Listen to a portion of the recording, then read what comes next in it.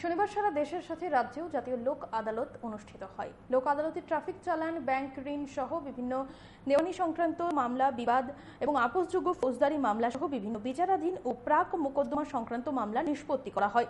উল্লেখ্য, বিচারাধীন মামলা দ্রুত নিষ্পত্তি এবং সাধারণ মানুষের হয়রানি কমানোর লক্ষ্যে এ ধরনের লোক আদালতগুলো বিশেষ ভূমিকা পালন করে থাকে। আজকের এই লোক আদালত সম্পর্কে বলতে গিয়ে ত্রিপুরা স্টেট লিগাল সার্ভিস অথরিটির ডেপুটি সেক্রেটারি রাজশ্রী দেব চক্রবর্তী জানান, সারা ভারতের সঙ্গে রাজ্যে আজকের এই দ্বিতীয় লোক আদালতে 25,514টি বিভিন্ন মামলা শুনানির জন্য ওঠে।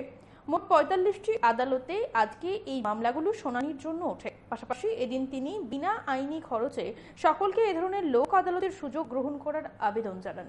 আমরা শুনবো ঠিক কি জানাচ্ছেন তিনি। দেশের সাথে আজকে আমাদের রাজ্যেও দ্বিতীয় ন্যাশনাল লোক আদালত অনুষ্ঠিত হচ্ছে।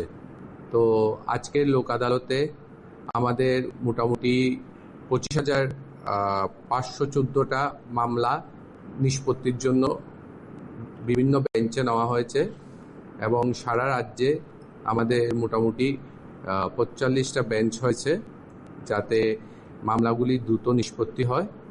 এই লোক আদালতে প্রতিবারের মতন আমরা এবারও বিভিন্ন আপোষযোগ্য মামলা নেওয়া হয়েছে, যেমন এমবি অ্যাক্ট, ফৌজদারি মামলা যেগুলি যেমন এমবি অ্যাক্ট, টিপি অ্যাক্ট, টিজি অ্যাক্টের আন্ডার কেসেস যেগুলি আছে, এছাড়াও যেমন এনআই অ্যাক্ট, বিভিন্ন দেওয়ানি এই মামলাগুলি। তো এই লোক আদালতের মাধ্যমে আমার সমস্ত রাজ্যবাসীদের প্রতি আবেদন থাকবে যে এখানে আপনাদের মামলাগুলি আইনি খরচ ছাড়া দ্রুত নিষ্পত্তি করে আপনারা এই লোক আদালতকে সফল করুন এবং